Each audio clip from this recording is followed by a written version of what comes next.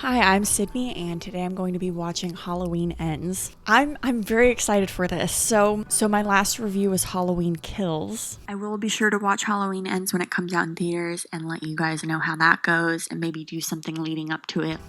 I lied. I really wanted to see Halloween Ends in theaters. Life stuff happened. I wasn't able to. Nevertheless, here we are. Honestly, I kind of had to watch a recap of Halloween and Halloween Kills just to feel like refreshed. Okay, what's going on? Who died? What happened? And it honestly got me so pumped to watch this conclusion.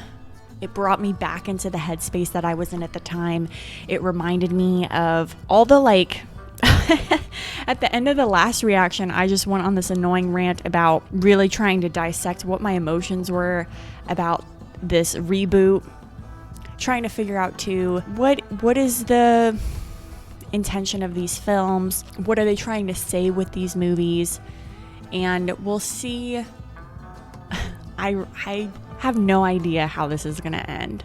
I've avoided all spoilers. I really don't know anything. It's been a long journey. Also too, revisiting that old reaction kind of made me sentimental. I was like, oh my gosh, I was in my old place. Like, I'm sitting on a different couch. Like, where I was at when I filmed that versus now is just very different in life.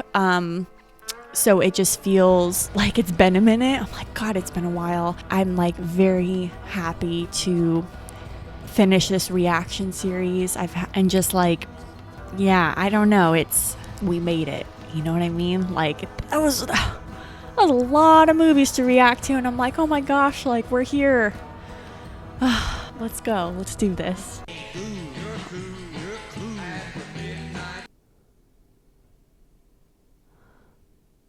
What is this production logo thing? Is it Blumhouse? Yep, it's Blumhouse. Wow, that was a fun Blumhouse presentation logo.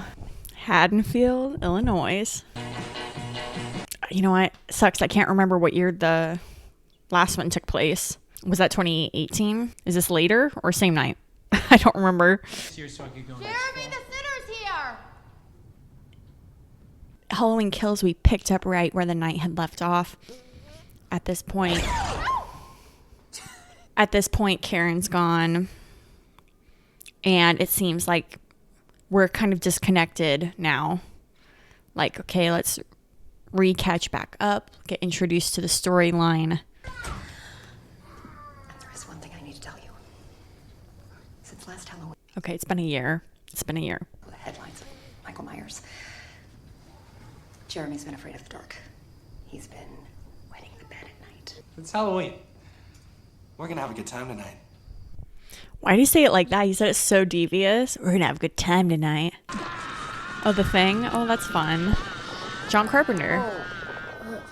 Oh my god, he's the worst. Why is he showing this to this kid? Oh my god. Michael Myers kills babysitters, not kids. Last one, he definitely killed a kid. Why don't we shut this off? We can play hide and seek. Play hide and... Parents are gonna be home Are you soon. kidding me? And I don't really feel like pretending to be best friends with an ugly ass boy babysitter. Ugly ass boy babysitter? Dang. You suck at babysitting. I'm not a babysitter. Yeah, okay, yeah, I guess. But like, come on, common sense here. I used to babysit a ton. Like, I don't know. This is... I don't know why. Babysitter Sydney and me is frustrated. Not sponsored. And also mine 0. But... Jeremy? Okay, we're gonna have a fake out with the kid scaring him.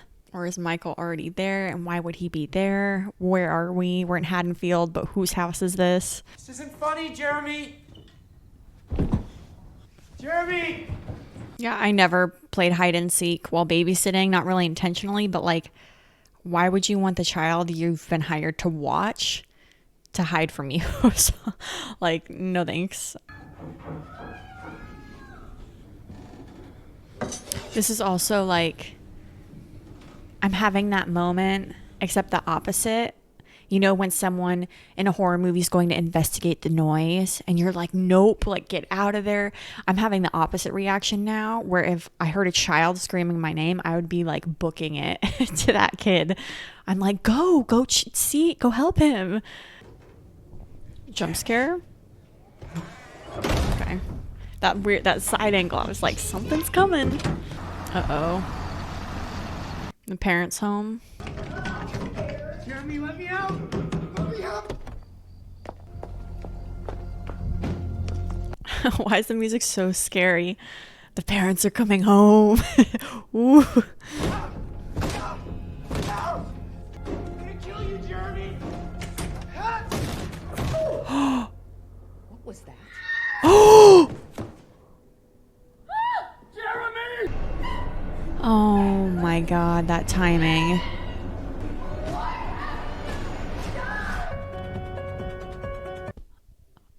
Holy crap. Wow. That was very shocking. The timing was horrible of him saying, I'm going to kill you. And then, okay, what's happening here with the pumpkins? It revealed itself because the symbolism throughout the films was the first one, reboot. It inflated. Okay, Michael's back. Second film, pumpkins on fire, which is like the other one. At the end of the other one, he was on fire. Now this one, it's like mask revealing, or is it like shape shifting? What? This is interesting. Is it showing us all the pumpkins from all the movies? Is the skull going to be in there? Or no, is it just another pumpkin? Okay. Wow. What an intro. Kind of boring and unnecessary at first, but a shocking conclusion to that intro. I'm curious how they'll connect it. Kind of like the thing there. The pumpkin ripping, it looks like, reminds me of the thing. Okay, the pumpkin split and it was revealed to have like blood and stuff. Is that going to be Michael's fate? We'll see. And then one Halloween night many years ago, Okay, we're back in 78 or all whatever. of that was lost. Oh, there's Lori. Michael Myers was pure evil. We're getting another summary. 40 years later, he escaped. Yeah, the way that neighbor lady shot herself reminds me of how that intro ended. Just a horrible accident. Bad timing. He killed my daughter. Okay, she's giving me the little recap that I just did. But honestly, I think that recap was kind of necessary. As people searched for motive, Oh, the house was demolished. looking in the shadows for their boogeyman. Oh my god. Oh. You think he's come back? Michael doesn't use guns. I made a promise not to let fear rule my life. And Yeah, you would always question anytime a tragedy happened or something. Is that Michael? so here I am, a survivor attempting to share my story and find healing. Michael Myers was the personification of evil. It's their wedding. Oh, that's so sad. It's clear to see why Jamie Lee Curtis is so passionate about this series, because it's how her career started, but also too, you can kind of see some parallels with her real life story with finding sobriety, how Michael could be a representative of addiction and evils and how you can overcome Sorry, is it? Oh, fuck, it's my pie. how you can overcome that weight and like the whole survivor narrative. I can see why she's very connected to this character. Until Halloween. Oh, that kid. It's time to lock your door. He's not in jail. For the fight. You ready? You ready in case the boogeyman decides to come out and play?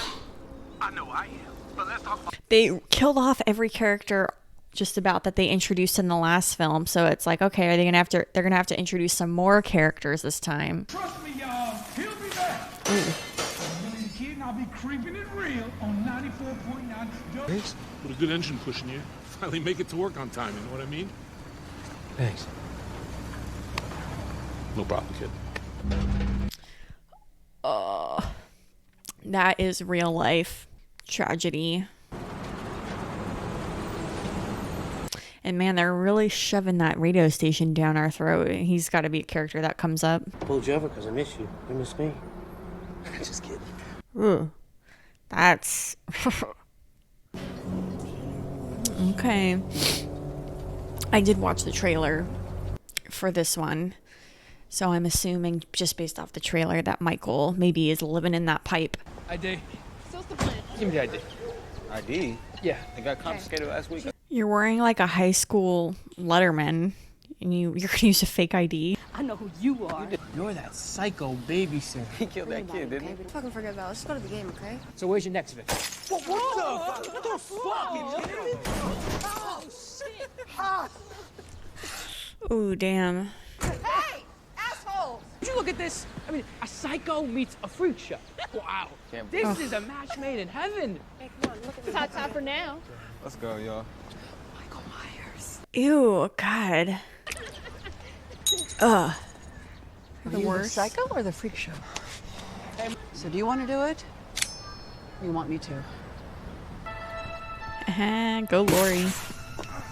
This gentleman had an accident and needs a little fix up. Okay, we see the lovey-dovey eyes. Why can't the bicycle stand on its own? No, it can't. It's got a kickstand. Because it was too tired. That was a horrible joke. I got a motorcycle. Oh, a motorcycle. Teach me to ride it?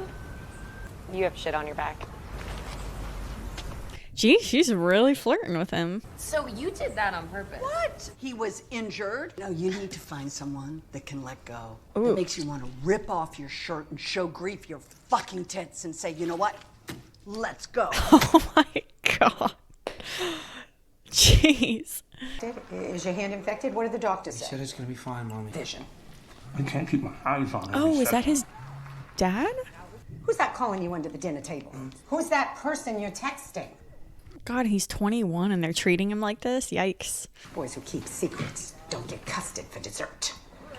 Yikes. What the? Okay.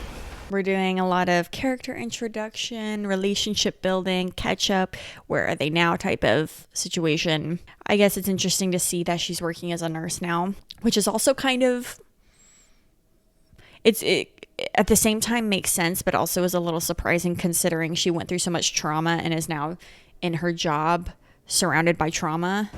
I'm sorry, Marty. Oh, no. My goddamn son drove 3 miles on a fucking flat because he doesn't know how to change a tire. Be right back with the lead. Jesus, Frank, have you ever heard of a vegetable? Well, look who it is. Okay, so last film they established a sort of like romantic tie between these two. I like your hair. I like her hair too. It's less manic, crazy bunker lady. Just set up my office, you know, have a house with Allison. We're living together. It's nice. So these two must really not be in touch. I like your face. I mean, I like seeing your face. So do you. I mean, I do too. I like seeing you too. A nice little subtle detail on that soda machine, how it said Illinois loves do. Like they're just reminding you where you're at. But it's good detail. What you smiling about? What did you buy at the store? I'm sorry. I don't understand. Do you see what he did to my sister? He killed her husband, stabbed her, took her voice. She cannot speak because What? of you. You tempted and you provoked that man when you should have left. Okay. Again, that interaction validates her narrative in the first one, bring back that it's like about her and that she's the motivation of Michael or something. But the last one, Kills, kind of deconstructed that when this guy even said to her, it's not about you, Lori. I think that was just their fun way of bringing back that neighbor lady because she was a likable character. But yeah, this writing so far already is like not quite it. It's actually Corey Cunningham, the guy that killed that kid. Don't listen to her, Allison. You can be with whoever you want to be with. Oh my God. That towel over Lindsay's shoulder. I have those towels. You can be with whoever you want to be.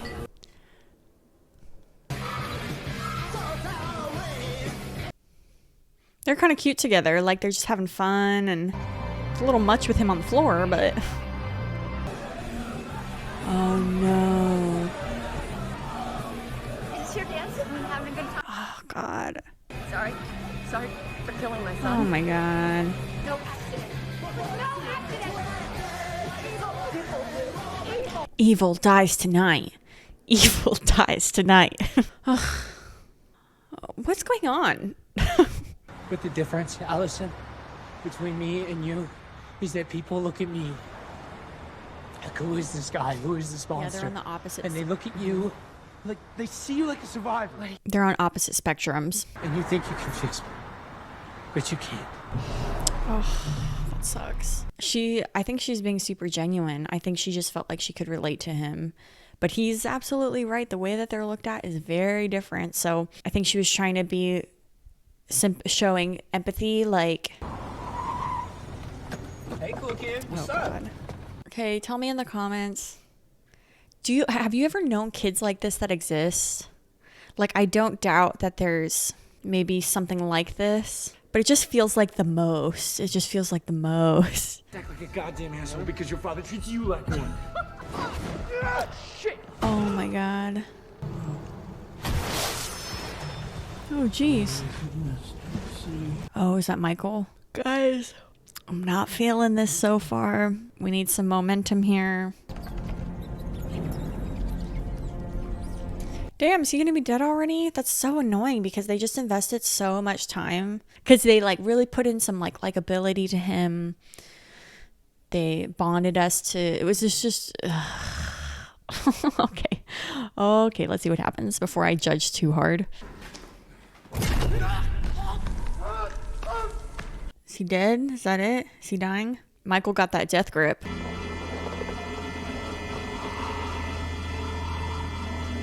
What did he see in his eye?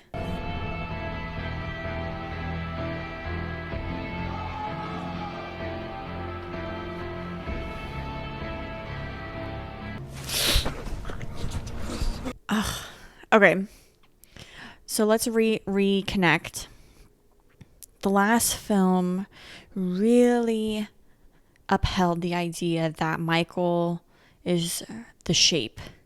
He is pure evil. He is supernatural. And there's something more than human. Why'd he let you live? Let's say you go back. You go back in there and you get me that man. Did he just kill that old man? Yeah. Damn. I mean, he had no choice, though. Oh, that's so tough, though. It's like, does he turn himself in, considering what else he's dealing with? Do not throw the knife, dude. Are you serious? Your fingerprints are all over that. Yeah, or do you just try to run away? Okay, he didn't die. But what the hell was that whole Michael's vision of his life experience thing? It's interesting that we're seeing that we were just seeing from Corey's perspective.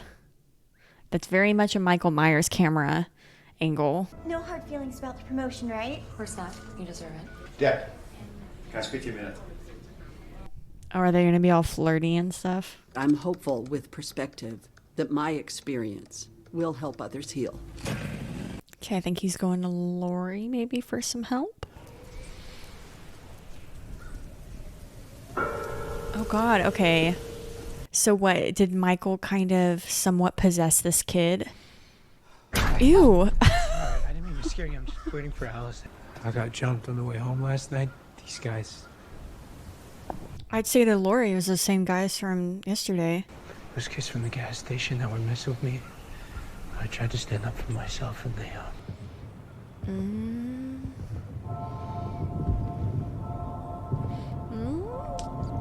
What's going on? I killed someone. And not the kid. You gonna kiss her or something? Okay. Oh, is this the house where it happened? The family's house again? Oh, okay. I missed it. I'm a little bit confused about how much time has passed because, like, damn, it's a lot of spider webs. He's seeing my granddaughter. I introduced them, actually. Your granddaughter should be so lucky as to be with a boy like Corey. He's handsome. I don't like it when he stays out around with girls, but he's grown.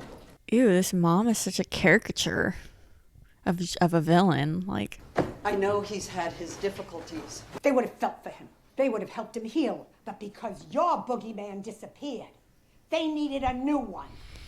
That's possibly a fair discernment. I'm sorry, I lost my head at the party. When I look at you, I know I can tell you the truth. Something off about him. So you call Mr. Aggravated manslaughter at night when you can't sleep. You feel safe with this guy. Why is everyone portrayed as such a hyper... Like, these people don't feel real. These interactions that they're having, like his aggressive sort of pursuit of her. There's versions of that feel real, but he just feels like, I've already said the word, but a caricature of that type of character. And his mom, like everyone just feels like such a, I don't know, one-angled. Or just move. Just move. You don't have to live. Why would you live where all this trauma took place? Which, kind of speaking of, the new Scream, different topic, but the new Scream trailer came out, and it's interesting that it takes place in New York because that makes sense. So I'm curious to see where they go with that angle. But yeah, with this, they're like, they have all this trauma, all this baggage that the whole town was either part of or knows about. And they're all like butthurt and angry about why they're feeling judged and why people treat them different. But it's like, get out of there. Leave. Like, Lori shouldn't be there either. She's dealing with the same stuff. Seems super unhealthy to have that. Like, just like those parents moved when their kid died in the home because it was probably just so traumatic. They left, you know? Same concept, but on a town scale. Man, we're creeping up to almost an hour into this movie, and we haven't seen Michael like at all, basically. We saw him that like one time. For this being the final Halloween movie, it's really just lacking Michael so far. Compared to at least the last one was so indulgent with showing him a ton.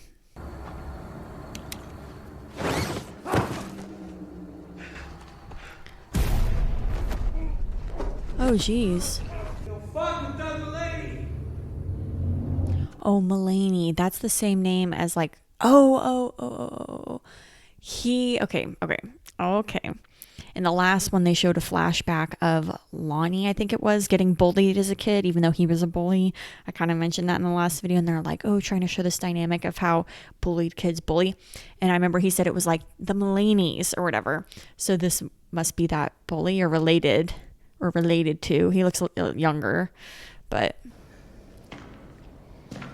ew, who's that guy in there? Who was that guy sitting in there? Who are they going to address that?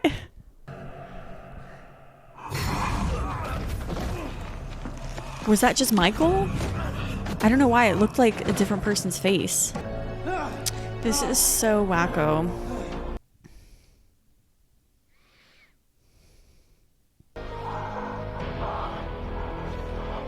Why is she shaking? What is this, like giving him power again to kill someone? Okay. That like guy I saw in the background must have been Michael. I'll be able to check when I edit this again, but I thought it just looked like a guy to me for some reason. I'm not buying this whole like we're a dynamic duo team now, because Michael's killings always felt so random that it wouldn't make sense that he would just be buying this kid. Oh my God, are you okay? I don't know what's happening to me. So there's clearly some sort of like possession element going on here of some sort. Like evil has sort of possessed him, is like taking over him. Did Michael Myers let you live? Or did you escape? My mother saved me.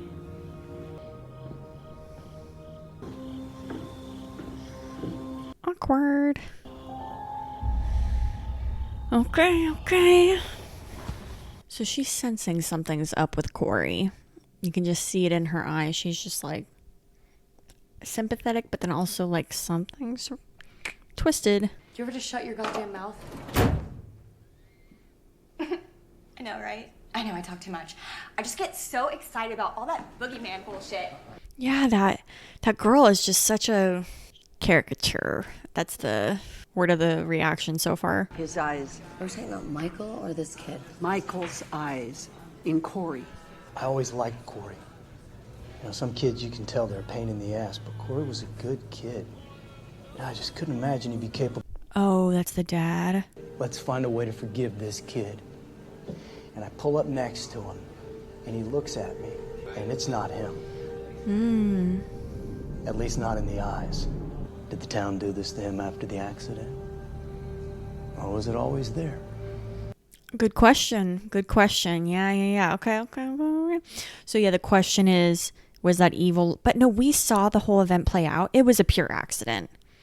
But because he wasn't there, his question is. Hey, Tell Me With Your Eyes by Rob Galbraith.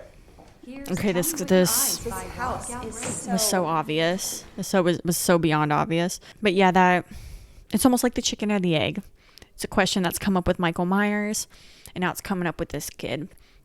Did like this accident or like Making a Murder, that documentary kind of situation, like did people think the town thinking this kid was evil push him to become what they wanted him to be, or was it there all along? But neither. We'll see what I think. Neither. We'll see how this plays out. Dr. Mathis! That's so weird that that she would still call him Dr. Mathis unless that's his thing, Like that's part of their relationship is they know that it's wrong. And so she's still calling him by his work name or whatever. Oh, okay. This is in the trailer. He's floating dead in the pool, huh?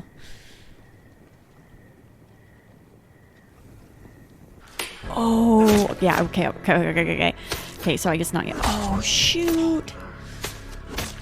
Oh, that's freaking brutal. Okay, I was going to say he's probably going after them because he knows that.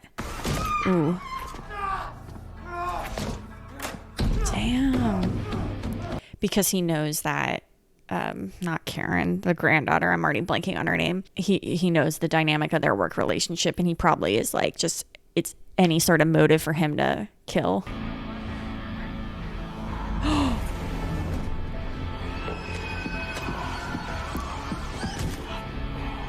Okay, Starsky and Hutch of last episode was Tommy and Lonnie. The new reversed Starsky and Hutch this one is Michael and Corey. Okay. Oh, his little head tilt. She's just like, "Are you effing kidding me?" Which what a reference to the first one with the knife in the wall. Because yeah, that's long enough. It sucks because she's so deserving of a relationship like that, where she can just be free and feel connected to someone on a deeper level. Really happy again. The song "Burn It Down," it's like they were saying earlier. I think you're scared that you don't have enough bandages to keep me together. Ew. That's so toxic. Ugh, I can't stand that. What the hell is going on out here? Yo, this is private property, not safe to be doing whatever the hell. Corey Cunningham, what you doing out here, you ugly motherfucker? Y'all know the Lois Troll story? She teased the man with brain damage and then he snapped. Why is that the narrative? Where did that come from? Is no one talking about the psychiatrist that let Michael loose and then brought him to Laurie's house? That cop guy knows that. Like, they're just ignoring that happened. I don't want to be in Haddonfield anymore. I want to be with you. Yeah, last movie they were like, okay, let's pull it away from the Laurie narrative. And now this one they're like, no, bring it back. It's the last one. Let's bring it back to her. Like, I can smell her on you. You go right now! Get out of my house! good mom, I don't want to be here. No. Ew. Oh my god, this story is just so bogus. I'm so not into this right now. I hope you find love. It's kind of weird that, like, okay. Oh my God. Okay. Okay, so they went to a Halloween party at a bar that wasn't actually on Halloween. It was like a few days before, but around the Halloween time. So why was that the boy who died's mom at this bar wearing the same Halloween costume from the beginning? And it's not even Halloween night. You know what I mean? There's the evil that exists as an external force that threatens the well-being of the tribe. The other kind of evil lives inside us, like a sickness. It's more dangerous. I want to help you, Corey. He is pulling a Michael. And I will not let her get hurt. So stay the fuck away. You started this! You brought me in! You invited me! You want to do it or you want me to? Oh, with the knife thing. He is pulling a Michael Myers, though, like coming back to the same house where the incident occurred. This is like the new Myers house, how it's like this abandoned tragedy house. You should give in. You should surrender to that feeling you had the first time you ever looked into his eyes. It's time to say goodbye to Haddonfield. Okay, why was he talking like Batman all of a sudden? It's time to say goodbye to Haddonfield. Okay, I think these kids have it coming. He's dead! Get it! You already almost killed him once. Like, why would you? They clearly didn't learn their lesson. Also, these girls that are sticking with them after experiencing that, they weren't, especially the one girl with the more fluffy hair. She has never been kind of supporting their bullying behavior. I'd be way out of there if I was her after seeing how far they took it. He is capable of real harm. Is that what bothers you? Michael Myers is who you are. You're not listening to me, Allison. I am trying to protect you. I don't want your protection. Oh, why does this feel so familiar? Like, haven't we seen this kind of narrative play out before, like, in other movies? I don't know. I need to get out of here before this town kills the one person that actually makes me feel something. We belong together. And then her being like, no, I know something's wrong. I'm not gonna let this happen to you. You have to. The torn lovers kind of narrative.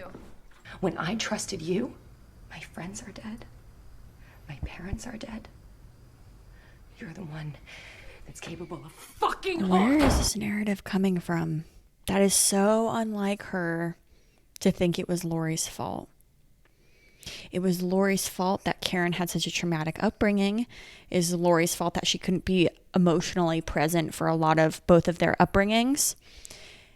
But after witnessing Michael's capabilities and his pure will and how he will not go down, how could you ever blame Lori like your own grandma after witnessing his capabilities? I can get the heat of the moment, like, I want to be with him, Mom. Or, you know what I mean? Like that whole, I don't know, her just wanting to be with this guy. And so she just said that out of anger. But it just feels like, I don't know, the last films really brought that family together. The Strode's like tight. Stop being a chicken shit. Run it through the wheel. I get it, some time has passed, so maybe those like severe bonds have like loosened now, but that just feels so out of character for her to feel that way. Come on, Billy, let's get this punk. Suck your own. Oh my God. Oh, damn.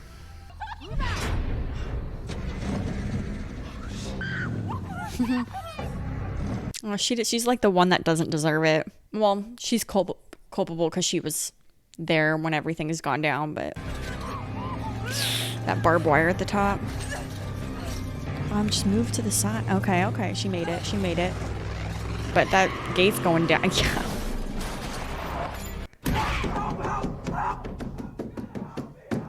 Well, this is interesting now that his dad's getting involved. That guy's still there. What are you doing? Stay here. Yeah, that's smart. Give a kid a loaded gun. Watch that dad's gonna go back in the office to like check on him, and then he's gonna shoot the dad. Oh no.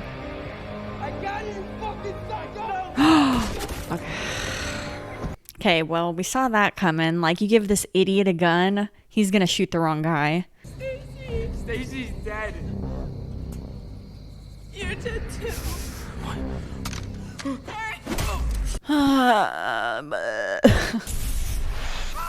Oh, Jesus. I didn't see if he was holding him down somehow, but wouldn't you like... Oh, damn. Oh, damn. Okay, classic head stomp. That was... Okay.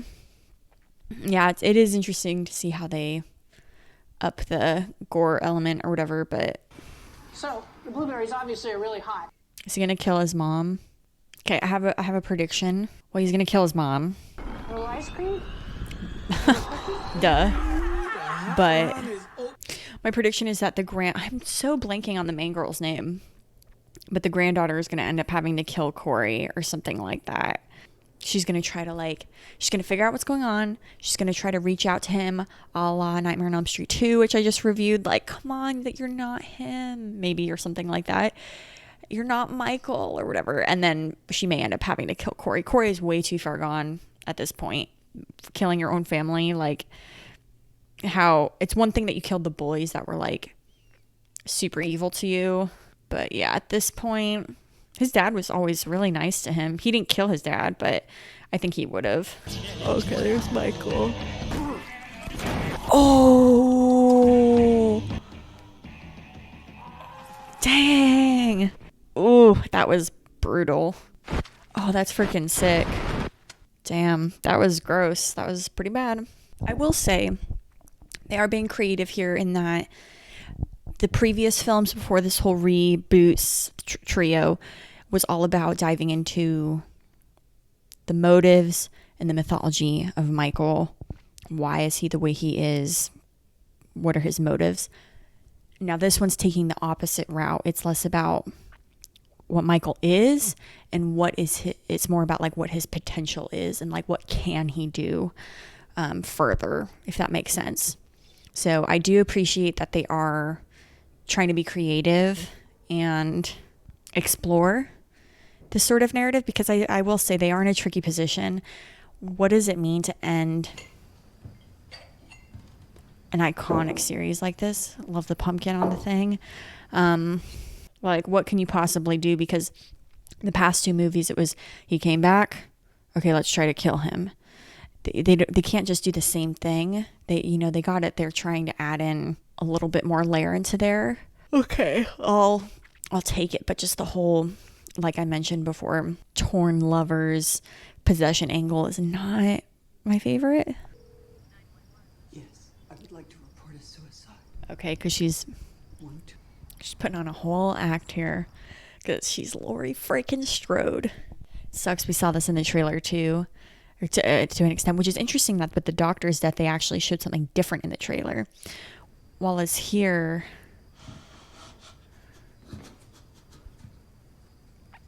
No way this is legitimate. What the hell is this? He's gonna like open the door and she's gonna be like... Oh, she shot the pumpkin. She shot the pumpkin. What's up, mother effer?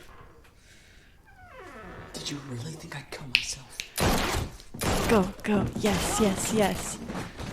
And that's gotta be Corey. It's gotta be Corey. And he ain't no Michael. Pretty sure it's gonna kill him. Yes, okay. Why are you doing that? You came here to kill me, so do it. You don't know what he's been doing. Kick the shit out of him. Is he gonna try to flip the narrative now? And do the like, look what your mom did to me. Or grandma. If I can't have The her. one cat.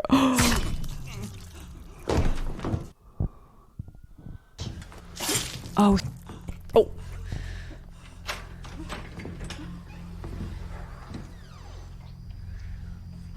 Because, yeah, of course, she took that out and it's going to look like she did it. What did you do to him? I get this is a fair first reaction, but also, do you see the mask that's next to him? Do you see what outfit he's wearing?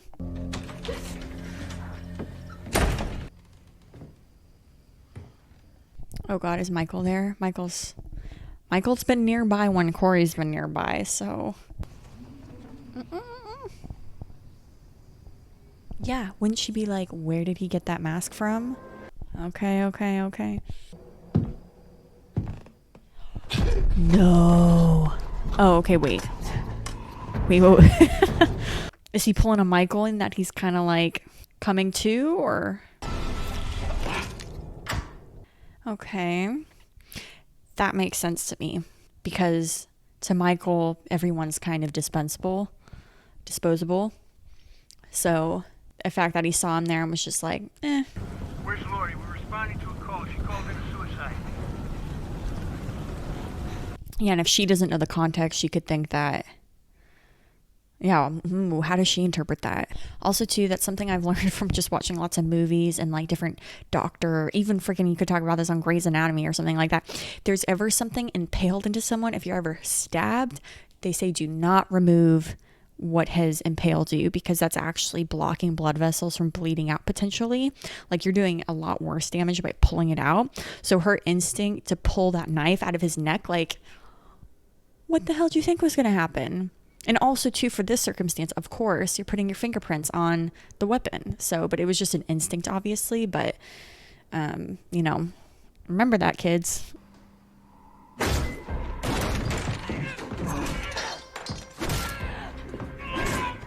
Okay, Lori.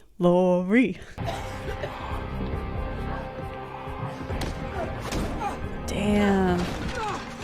Oh, shoot. Oh my god.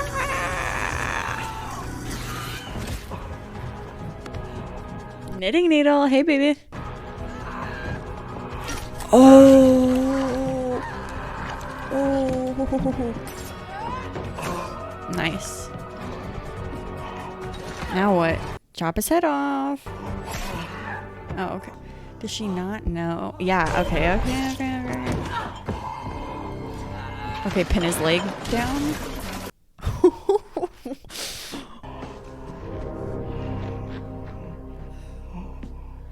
The cops would have way been there by now, by the way, but okay. What the armpit? What the hell is that? What the hell is that? You're just a man who's about to stop breathing.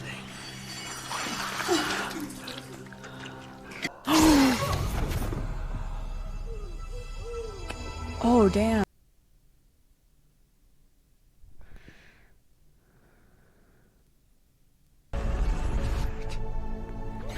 Yeah. Oh, wait, no, wait. Oh, okay. I was like...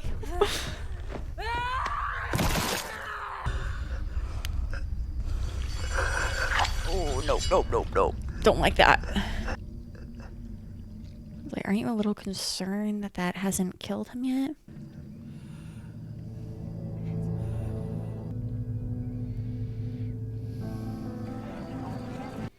Oh, here they are. Like 20 minutes later. Yeah, this is quite the scene to walk into. Wait, oh, oh, okay. I thought that was weird. For a second, I thought Lori was actually on the table, dead. And I was like, whoa, what is this twist? But not that deep. Michael. He's dead. Not dead enough. Let's show them all. What are they gonna do? Mr. Sheriff. This is not how it works. It is tonight. Wow, are they really finishing him? I don't know how much is left in the movie, but this is interesting. What do you guys think about the flashback scenes? I'm very torn about that. As far as if it's cool and nostalgic or if it's just like a little much. Okay, neighbor. Oh, is that the little kid who is being babysat? For Corey dying the way he did, it's kind of like, what the hell is the point of any of that? Honestly, unless it's just like about the messaging that... I'll get into it. I'll get into it after the movie's over. I don't want to rant too much.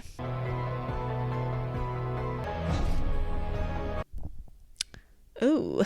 They still never really showed his face. But that it really, from what we have seen of glimpses of him, that did seem like Michael, obviously, and he had the whole supernatural kind of like strength.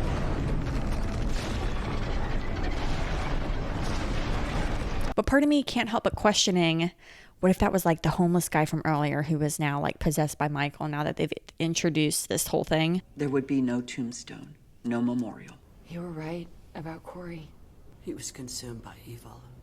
President Laurie Strode. What an incredible story of survival. That same narrative that Corey was calling out on her earlier is true. They got that. At least for Laurie, people were blaming her. Why, I don't know, but at least she's got that whole survivor hero narrative going for her now. But the truth is, evil doesn't die.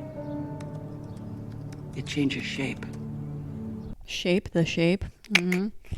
What was it you were saying about those cherry blossoms?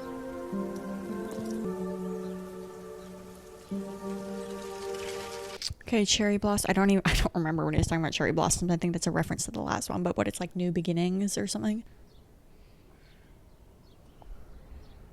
Michael's mask. Cowbell, okay. It's like the first movie, I think.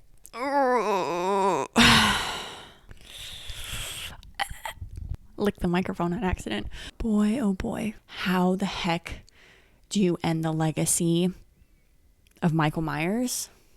What is the message that you're trying to leave audiences holding on to? And how do you get there? And that is freaking difficult. That is very difficult. It's a lot of pressure. So with the criticism I have, and like every movie, it's not that I could do it better, but I do have some critiques and a little bit of analysis. So I think the message that they were trying to go for here in a very, very fuzzy sort of way is the mushy version of possibly the Walter White effect. There's this sort of popular character study going on in modern television and movies where we're seeing villains be humanized. Like, let's talk about Cruella de Vil. I didn't see the new Cruella movie, but I do know the spoiler. They give some, without me spoiling it, they do give some context to try to humanize the villain to see like how they got to where they became this, villain, right? They're trying to give you like not necessarily even empathy, maybe a little bit of empathy, but an understanding and a more like well-rounded human perspective of where this villain came from. But more so, they're trying to, I think, show how the right set of circumstances could cause a good person to very understandably, through character development, become a really bad person.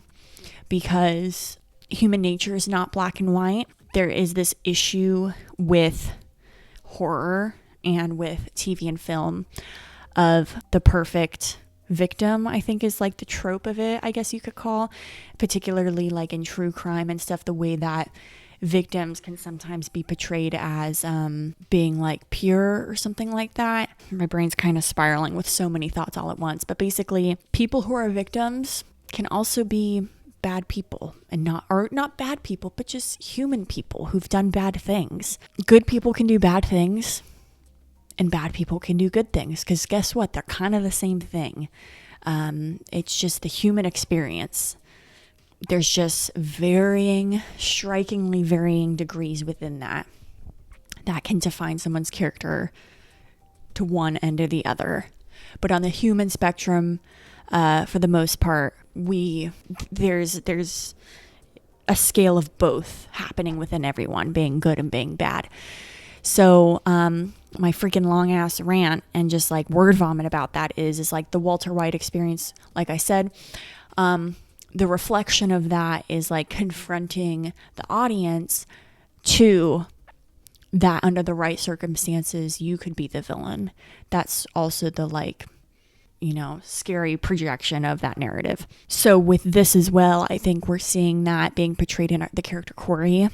We're seeing how this really nice kid could be, under the right circumstances, pushed to kill his family and be vulnerable to manipulation.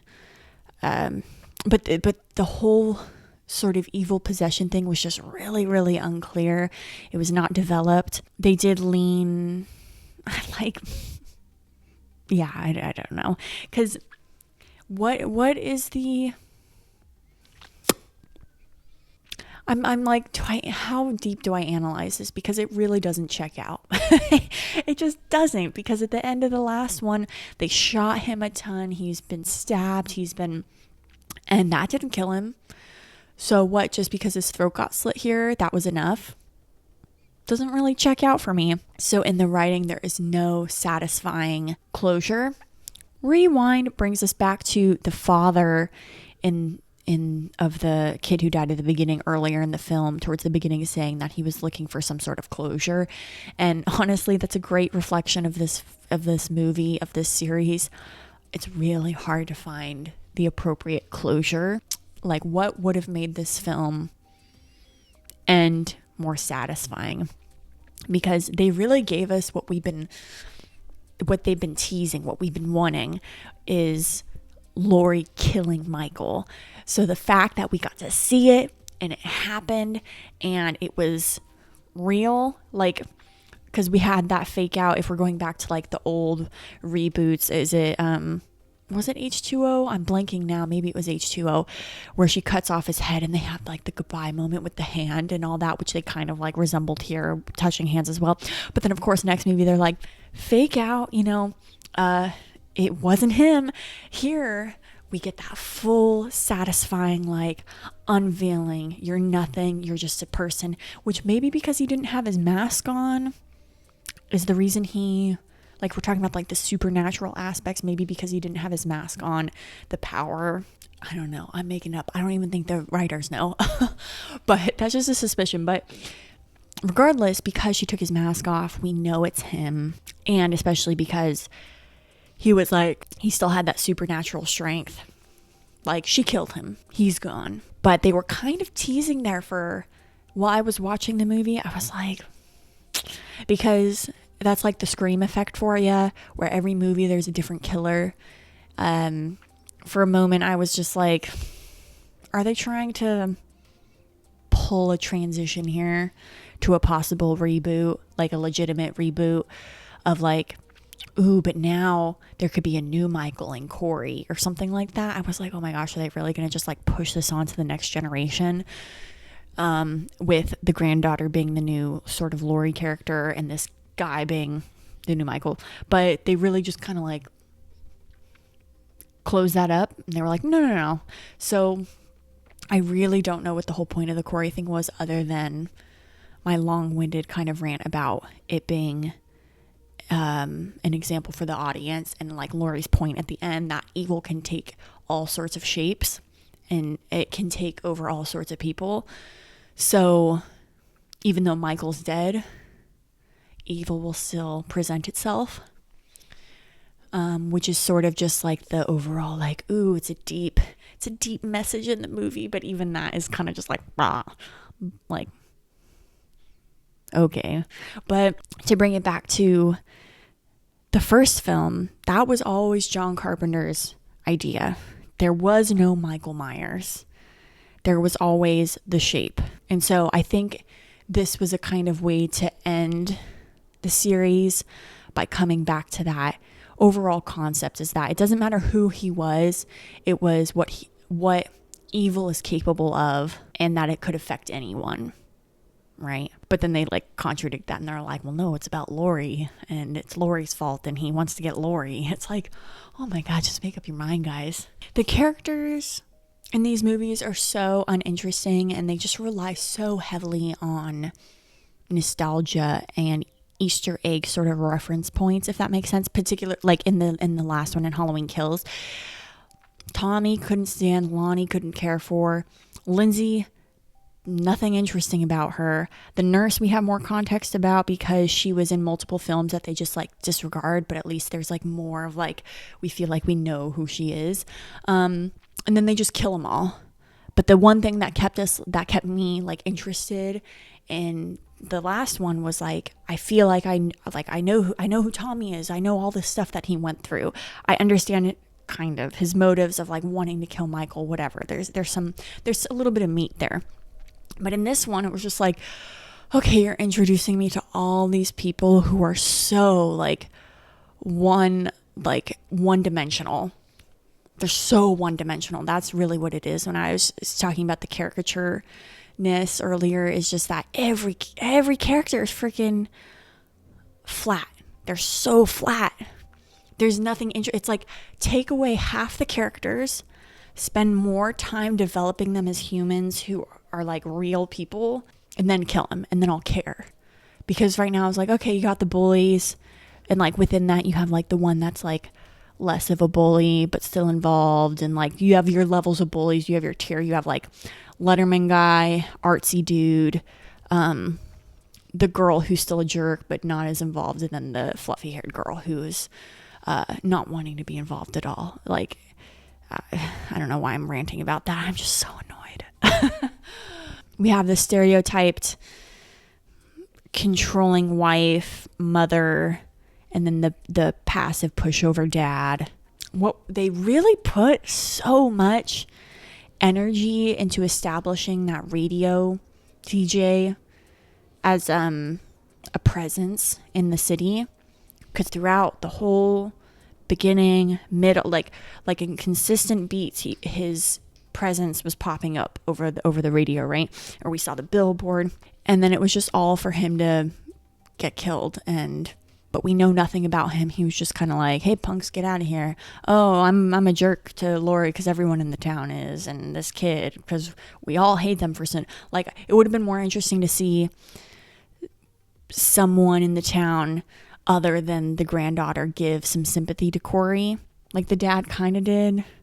Yeah, like what was that whole narrative? Like the dad of the kid who got killed, how he was kind of like accepting it as an accident. It's weird that everyone that they showed in the whole town, from the granddaughter's girl she works with, there was no like humanity behind it, of like the DJ being like, oh yeah, I heard what happened, like, hey, I wasn't there, like I can't, not that someone needed to give sympathy to him or something, but like, I don't know, just to give some sort of alternative reaction to his presence. Like, I don't know. Which, I mean, how tragic for that Corey kid, because it's like he became the monster that everyone sought him out to be. But it's like, whether that be by his own choosing or not, question mark. It doesn't seem like those were any of his actions that were like from his will, especially at the end. It was kind of interesting how you think he's dead, but then it's like, oh, he comes back, and then he like is maybe trying to stop Michael from grabbing the knife, like maybe he's himself there. Yeah, that's my guess about that. And then Michael kills him. He's like, I don't need you anymore, you're dying anyways. But it's like, why did he ever need Corey?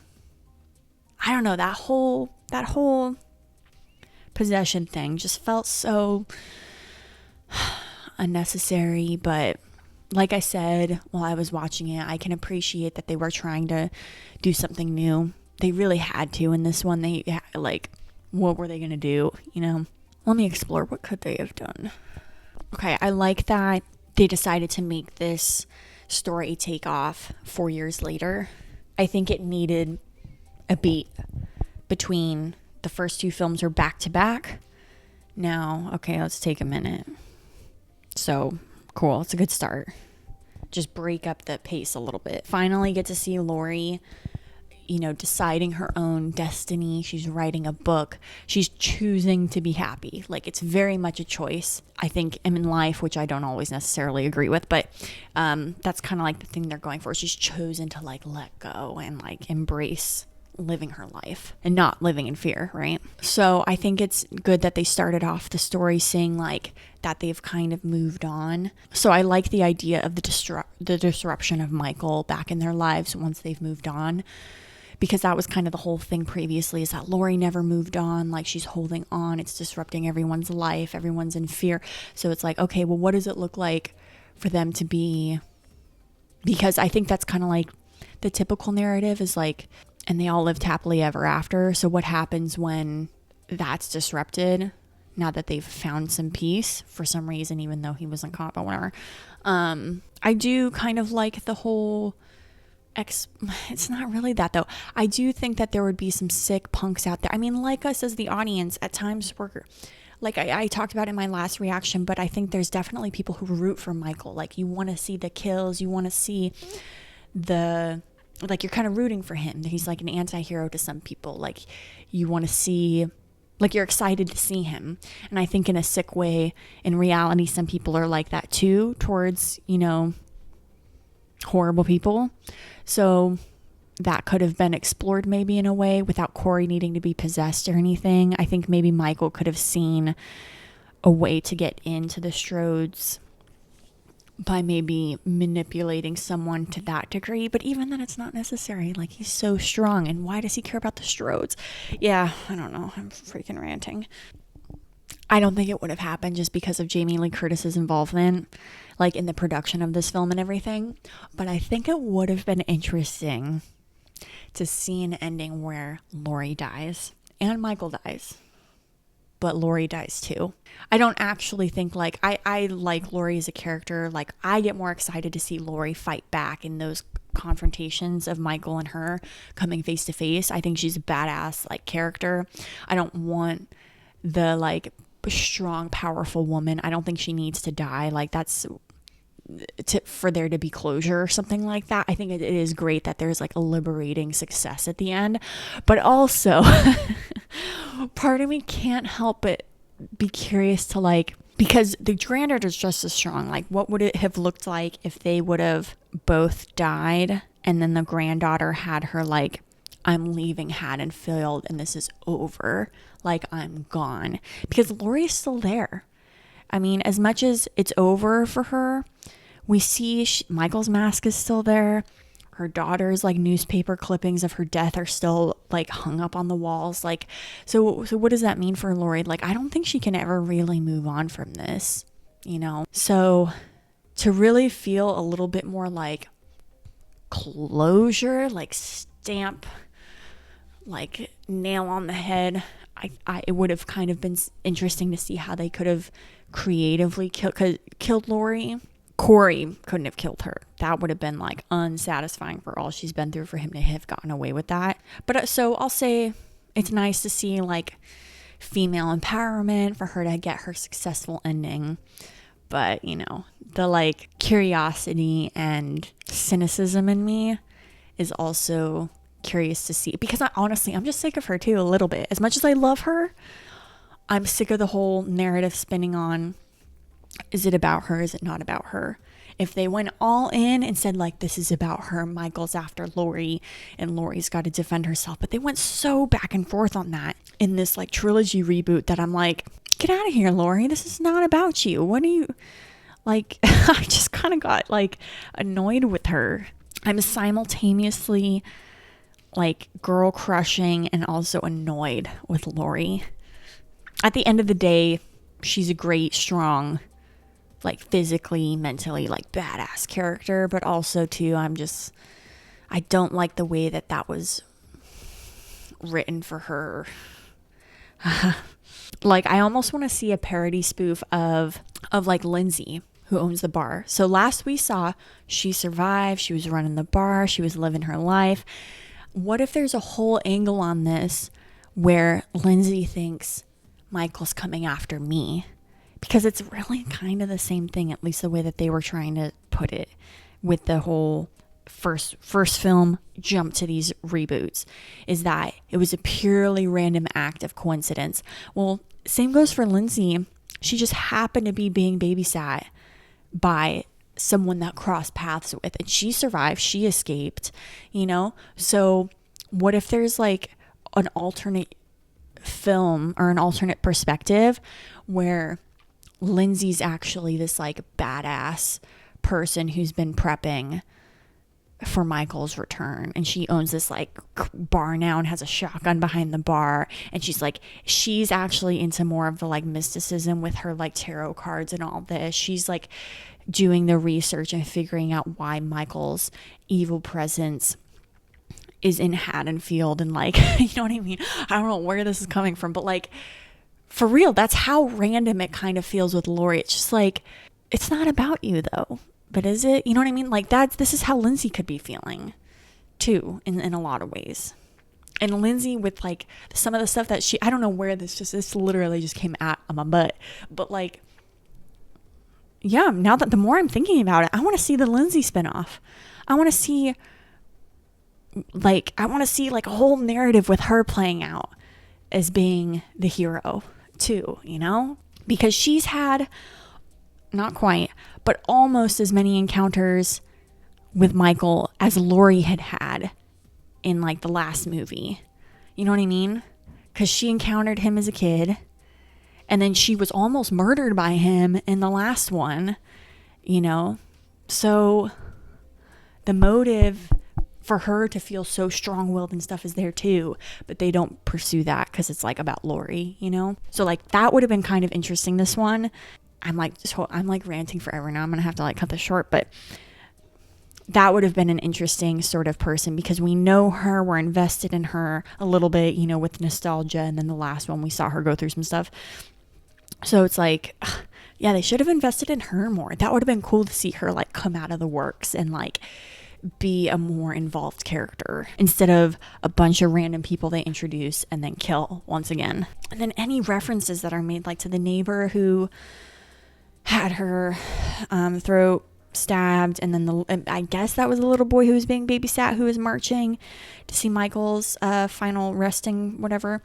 All these like things that they're drawing from have no substance either. They're just kind of like, you remember that? Do you remember that? Okay, move on. It's like, oh my god, how do I finish my commentary? I'm like, it's a fun series.